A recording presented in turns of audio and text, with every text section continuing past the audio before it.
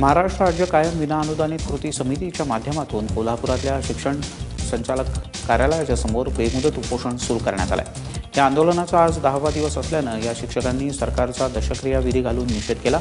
राज्यातल्या सर्व पात्र शाळांना प्रचलित नियमानुसार अनुदान द्यावं, उच्च माध्यमिक शाळा अनुदानास पात्र म्हणून घोषित कराव्यात या मागणीसाठी हे उपोषण करण्यात येत आहे।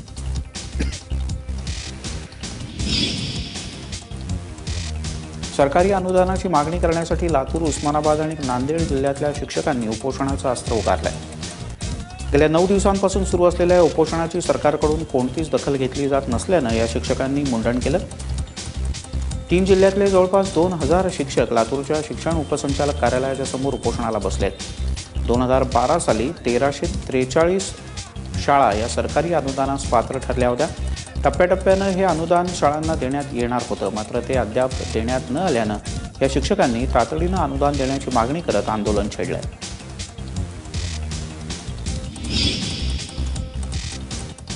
भंडाऱ्यातल्या जिल्हा परिषदेच्या शाळांमधील शिक्षकांच्या बदल्यांना अखेर स्थगिती मिळाली। या बदल्यांमध्ये अनियमितता असून शासकीय नियम डावलण्यात आल्याची तक्रारही करण्यात आली। त्याबद्दल आयुक्तांनी चौकशी केल्यानंतर त्यांना या बदल्यांमध्ये अनियमितता आढळून आली होती। तसा अहवालच सरकारला पाठवण्यात आल्यानंतर 333 शिक्षकांच्या बदल्यांना स्थगिती देण्यात आली।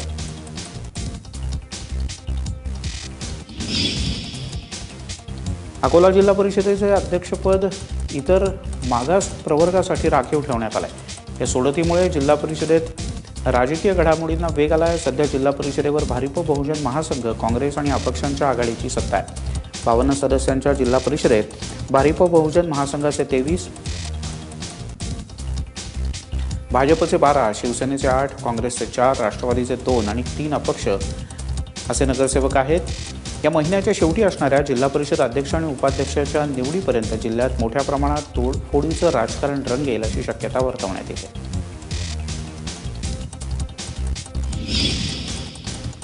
जनावरांना चारा आणि पिण्यासाठी मुबलक पाणी मिळावं या मागण्यांसाठी सांगलीतल्या जत तालुक्यात उपोषण करण्यात येत आहे। उमदी इथले विविध पक्ष, संघटना आणि शेतकऱ्यांनी एकत्रितपणे बेमुदत उपोषण सुरू केलंय। उपोषण सुरू होऊन 3 दिवस उलटले तरी आपल्या मागण्यांकडे दुर्लक्ष होतं हे पाहून संतापलेल्या शेतकऱ्यांनी रस्त्यावर जनावरं सोडून रास्ता रोको केला।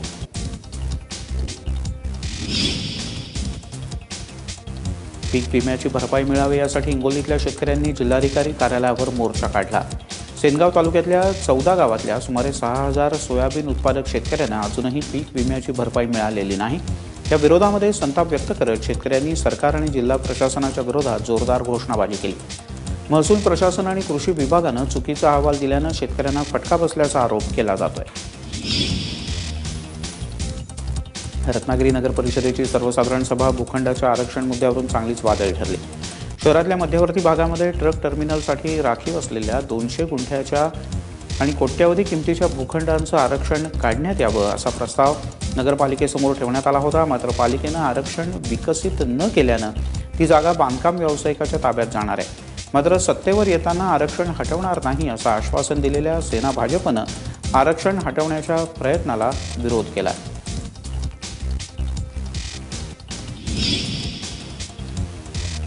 कन्नड येत नाही म्हणून बेळगावातल्या 4 मराठी भाषिक तरुणांना वाहन परवाने नाकारणाऱ्या परिवहन अधिकाऱ्यांच्या विरोधात शिवसेनेनं तक्रार दाखल करत आयुक्तांना जाब विचारला आहे। त्यावर या तरुणांना लवकरात लवकर वाहन परवाने देण्यात येतील असं आश्वासन देण्यात आलं आहे। तसंच भाषाभेद केला जाऊ नये म्हणून अधिकाऱ्यांच्या सोबत बैठक सुद्धा घेण्यात येईल असं सांगण्यात आलं। वाहन परवान्यासाठी परीक्षा देण्यास आलेल्या या 4 तरुणांना कन्नड येत नाही म्हणून त्यांच्या फॉर्मवर नापास असा शेरा मारण्यात आला होता।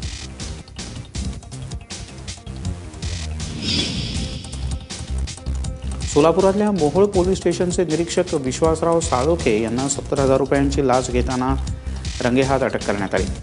बारवर छापा मारून शिवीगाळ आणि मारहाण करत साळोखे यांनी 85,000ची लाच मागितली होती। 70,000वर सौदा ठरल्यानंतर लाच स्वीकारताना लाचलुचपत प्रतिबंधक विभागानं त्यांना रंगेहात पकडलं। साळोखे यांनी 8 दिवसांपूर्वीच मोहोळ पोलीस ठाण्याचा पदभार स्वीकारला होता।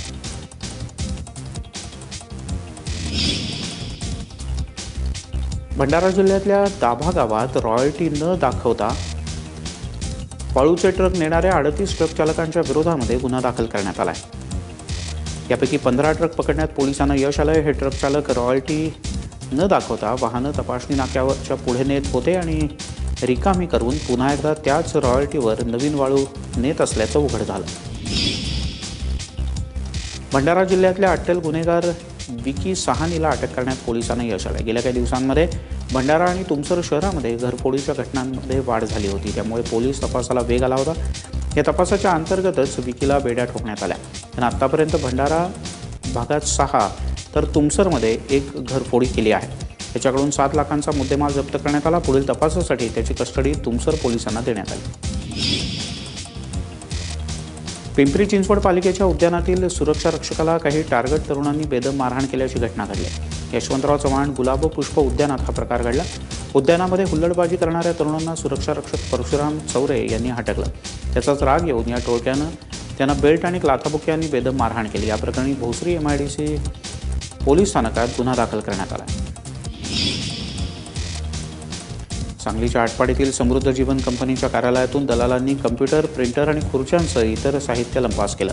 समृद्ध जीवन कंपनीच्या योजनेनं धुमाकूळ घातल्यानंतर आटपाडीतल्या गुंतवणूकदार आणि दलालांनी वैतागून हे कृत्य केल्याची माहिती मिळते. देणेकऱ्यांनी अनेकदा पैशांसाठी तगादा लावला, मात्र कंपनीकडून एकही पैसा न मिळाल्यानं समृद्ध जीवनमधील कार्यालयातल्या वस्तूच लंपास करण्याचा मार्ग अनेकांनी स्वीकारल्याचं या निमित्तानं पाहायला मिळतं.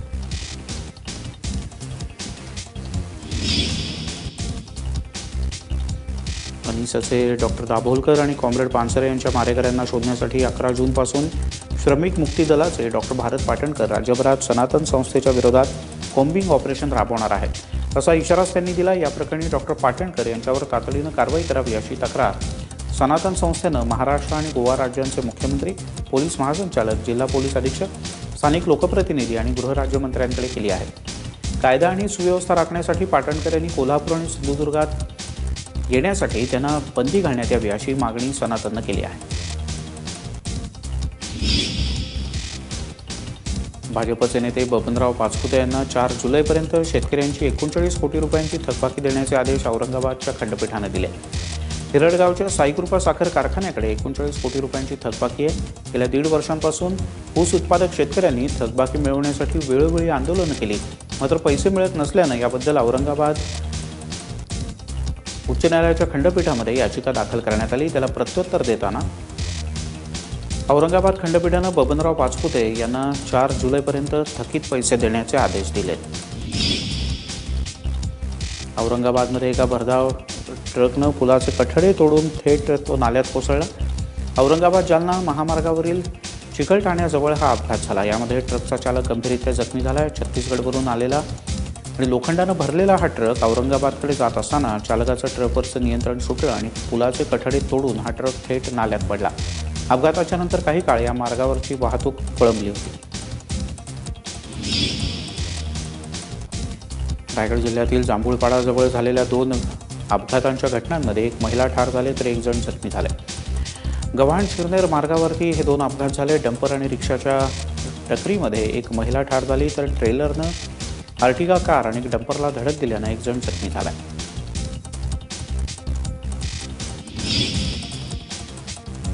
प्रमाणाबाहेर कांदा खाल्ल्यानं केल्यानं 13 नीलगायींचा अखेर मृत्यू झाल्याची दुर्घटना जळगावमध्ये उघडकीस आली. वनविभागानं नीलगायींचं शवविच्छेदन केलं असता या नीलगायींनी अतिप्रमाणात कांदा खाल्ल्याचं समोर आलंय. त्यामुळे त्यांच्या शरीरातील टॉक्सिक ॲसिडमध्ये वाढ होऊन त्यांचा मृत्यू झाल्याचं कळतं.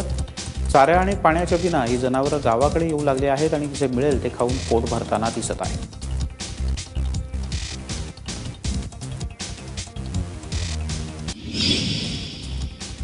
हिंगोलीमध्ये क्रीडा विभागातर्फे लाखो रुपये खर्च करून बांधण्यात आलेला जलतरण तलाव बंद पडला आहे. जलतरण तलावाच्या कामातील अनियमितता आणि नादुरुस्ती यामुळे हा तलाव बंद पडल्यानं शासनाचे लाखो रुपये वाया गेलेत. हिंगोलीच्या लिंबाळा मक्ता या भागामध्ये 16 एकर जमिनीवर तरण तलाव, वसतिगृह, इमारत यांच्यासह क्रीडा संकुल बांधण्यात आलं होतं. मात्र कामातील अनियमिततेमुळे हे सगळंच मोडकळीस आलं आहे. अकोला जिल्ह्यातील मागील त्याला शेततळं या योजनेचा पुरता बोजवारा उडाला आहे. कारण अतिशय कासव गतीनं या योजनेचं काम सुरू असून 2110 प्रस्तावांपैकी केवळ 101 शेततळ्यांचं काम पूर्णत्वाला पोहोचलं आहे. तर 195 शेततळ्यांचं काम अजूनही प्रगतीपथावर आहे. शेततळ्यासाठीचं अनुदान 82,000 वरून 50,000 रुपये करण्यात आल्यानं शेतकऱ्यांनी सुद्धा याकडे पाठ फिरवल्याचं दिसून येत आहे। जिल्ह्यामध्ये शेततळ्याच्या एकूण उद्दिष्टाच्या फक्त 5% प्रस्तावच दाखल झाले।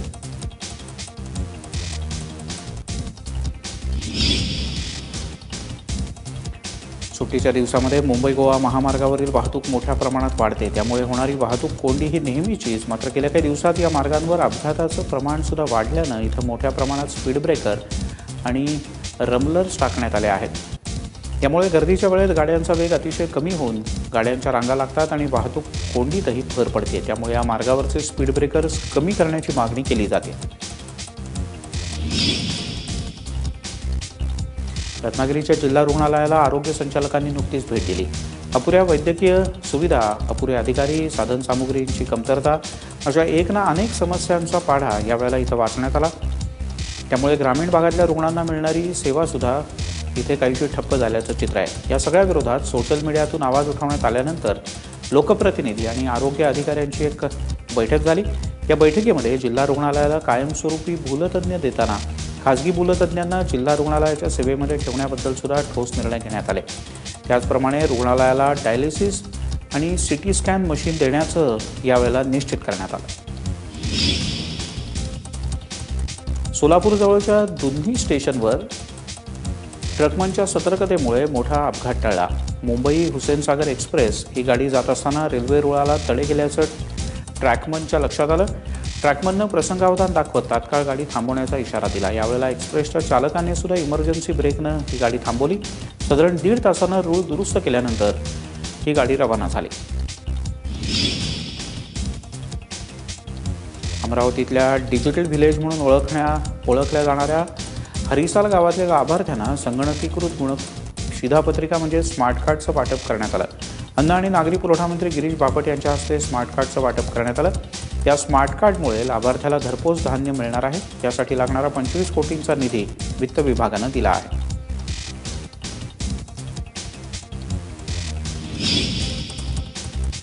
सर्व शिक्षा अभियानाच्या अंतर्गत यंदा नंदुरबारमध्ये पहिल्याच दिवशी विद्यार्थ्यांना पाठ्यपुस्तकं उपलब्ध करून दिली जाणार आहेत। ऑनलाईन नोंदणी केल्यानं शाळा सुरू होण्याआधीच पुस्तकं शाळेमध्ये पोहोचले, त्यामुळे शाळेच्या पहिल्याच दिवशी विद्यार्थ्यांचं पुस्तक देऊन स्वागत करण्यात येईल। गेली अनेक वर्षे शाळा सुरू होऊन 5 ते 6 महिने उलटले तरी विद्यार्थ्यांना पुस्तकं मिळत नव्हती। त्यावर उपाय म्हणून ही योजना यावर्षी राबवण्यात आली।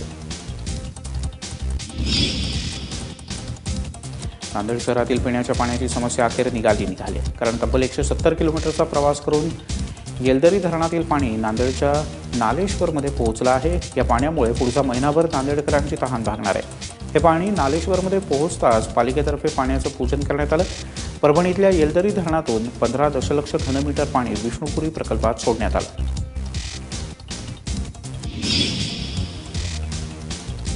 बीडच्या अंबाजोगाई तालुक्यातील घाटनांदूर इथल्या शेतकऱ्यांच्या बोरला भरभरून पाणी लागलंय। पाणी टंचाई असल्यानं इथल्या शिवाजी जाधव या शेतकऱ्यांना आपल्या शेतामध्ये बोरवेल खणताना अतिशय कमी अंतरावरतीच पाणी लागलं।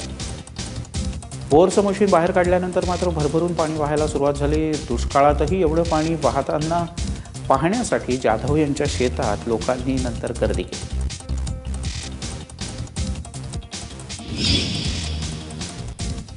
मनमाडमधल्या उमराणेतील परसूल नदीवर बांधण्यात आलेल्या धरणाची लोकसहभागातून साफसफाई करण्यात आली, गाळ काढण्यात आला। यासाठी कृषी उत्पन्न बाजार समितीच्या सभापतींकडून यंत्रसामुग्री पुरवण्यात आली। या धरणामध्ये 60,000 मेट्रिक टन गाळ साचला होता। तो साफ केला तर धरणाच्या पाणीसाठ्यात मोठी वाढ होणार आहे। त्याचं काम सध्या युद्धपातळीवर सुरू आहे। याचा फायदा उमराणेसह परिसरातल्या 8 गावांना होणार आहे। दररोज 100 ट्रॅक्टर गाळ उपसला जात असून परिसरातले शेतकरी गाळ घेण्यासाठी सध्या गर्दी करतात। मोतीबिंदू शस्त्रक्रियेमध्ये भंडारा जिल्ह्यानं सलग दुसऱ्यांदा पहिला क्रमांक पटकावला। 2014-15 आणि 15-16 या दोन्ही वर्षात अनुक्रमे 2250 आणि 2158 मोतीबिंदू शस्त्रक्रिया करण्याचं उद्दिष्ट ठेवण्यात आलं होतं। भंडाऱ्यातल्या जिल्हा रुग्णालयानं 158% हे उद्दिष्ट सलग दुसऱ्यांदा पूर्ण केलं आणि राज्यात पहिला क्रमांक पटकावला। जिल्ह्यात 5 नेत्रचिकित्सकांनी हे उद्दिष्ट पूर्ण केलं। जळगावातल्या मुक्ताईनगरमधून आषाढी वारीसाठी संत मुक्ताबाईंची पालखी पंढरपूरकडे रवाना झाली। 34 दिवस चालणाऱ्या या पालखीमध्ये महाराष्ट्रासह देशाच्या विविध राज्यांमधून शेकडो दिंड्या सहभागी होतात। मुक्ताईनगरमधून शेकडो वारकरी या पालखीसोबत पंढरपूरची वाट चालतात। गेल्या वर्षीच्या दुष्काळाच्या पार्श्वभूमीवर यंदा चांगला पाऊस बरसू दे अशी प्रार्थना करत ही पालखी पंढरपूरच्या दिशेने मार्गस्थ झाली।